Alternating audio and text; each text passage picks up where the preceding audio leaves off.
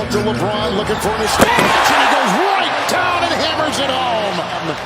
Wala nang pag-asang magkampiyon. Ganyan nakikita ni LeBron ang Lakers. Kahit may katuwang pa na Luka Doncic at Austin Reeves. Siguradong magtataasan ang kilay ng mga Laker fans kapag natapos nyo ang pag-uusapan natin sa bidyong ito. Pero bago ko tumbukin ang mga nakita kong dahilan na mismong sa mga salita at galaw ni LeBron nang galing, ay inaanyayahan ko muna kayong i-follow ang ating Facebook page at mag-subscribe sa ating YouTube channel. Maraming salamat po. James down the lane and down the hatch there. $52.6 milyong.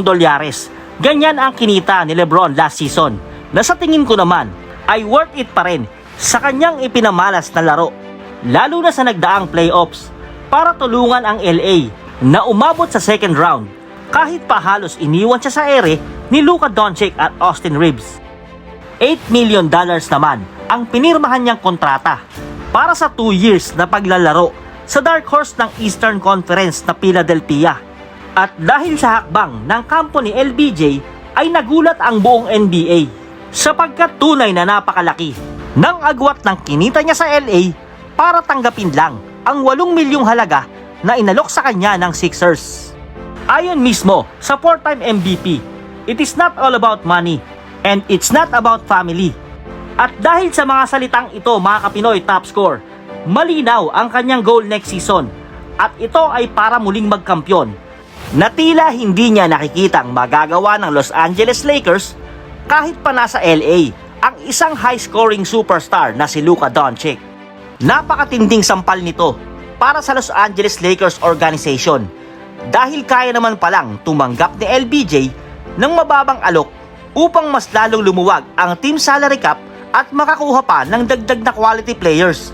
Subalit hindi niya sinugal ang adjustment para sa Lakers dahil bukod sa magandang starting five ng Sixers sa paglipat niya sa East ay alam niyang walang chemistry sa kanila ni Luka Doncic. Parehas din silang ball dominant mga Kapinoy top score.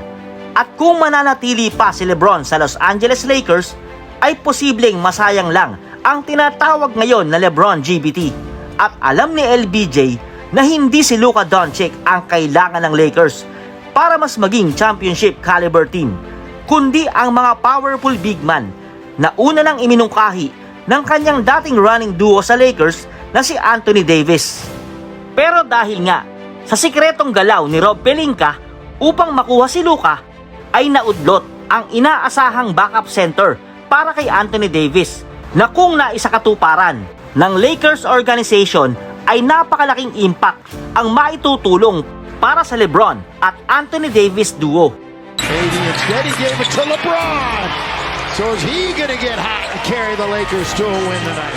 Kahit pa si Luka at Austin Reeves ang high-scoring tandem sa nagdaang season, ay iba pa rin ang mayroon kang LeBron James sa iyong roster na kayang lumaro sa iba't ibang posisyon na hindi mo basta-basta makikita lang sa isang ordinaryong manlalaro. Sa pagka-injured nga ni Luka Doncic last season, ay inaasahan ng maraming kritiko ang maagang exit ng Lakers sa first round dahil paano raw bubuhatin ng isang matanda ang kupunang kulang sa superstar. Subalit pinatahimik ni LBJ ang mga nagdududa sa kanyang kakayahan nang ang Los Angeles Lakers ay pamunuan ng hari papunta sa second round kahit pa tuluyang dispatchahin ng Oklahoma City Thunders na hindi naman small time na kupunan at ang defending champion sa mga panahong iyon na hindi inuurungan ng nag-iisang LeBron. Bago lumipat si LBJ sa Lakers noong 2018, ang halaga ng prangkisa ay tinatayang $3.3 billion lamang. Pero sa pagdating at tuluyang pag-alis ni LeBron ay napakalaki ng pagtaas nito na umabot sa $12.5 billion na konkretong patunay kung gaano katindi ang hatak ng isang King James. Kaya't para sa bagong Lakers na pamumunuan ni Luka Doncic ay malaking suntok ito kung hindi magiging matagumpay ang ginawa nilang pambabaliwala sa manlalarong sa bawat laro ay halos ialay ang buhay na siguradong sa kanilang muling pagkikita bilang magkatunggali na sa liga ay highly motivated LeBron ang dudurog sa kanila kasama ang kanyang bagong mga tropa na Philadelphia. Del Pia. To wrap up ay nagpapasalamat akong muli sa mga sumusubaybay sa ating YouTube channel.